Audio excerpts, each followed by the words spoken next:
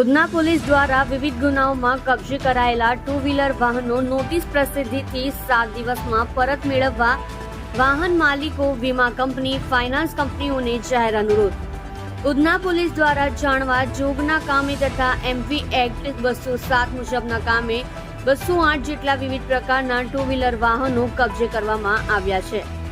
જે વાહન માલિકોને અવારનવાર લેખિત તથા મૌખિક જાણ કરવામાં છતાં તેઓ પોતાના વાહન છોડાવવા આજ દિન સુધી ઉધના પોલીસ સ્ટેશન આવ્યા નથી, તેમજ કેટલાક કિસ્સામાં વાહન માલિકો નિયત સરનામે રહેતા ન હોવાથી તેઓને જાણ થઈ શકતી નથી, જેથી વાહન માલિકો, વીમા કંપની, ફાઇનાન્સ કંપનીઓને આ જાહેર નોટિસ પ્રસિદ્ધ થયેલી દિન 7માં વાહન છોડાવવાની જરૂરી કાર્યવાહી કરવા અનુરોધ છે।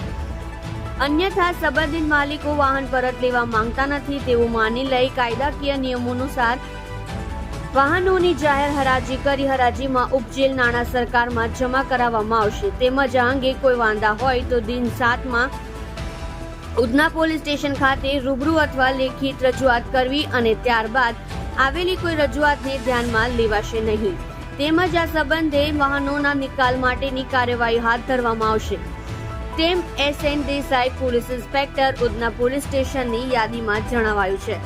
આપ જોઈ રહ્યા છો ગુજરાતની સૌથી પહેલા ખબર આપતી Surat express news channel director Rajesh મંગલીની સાથે।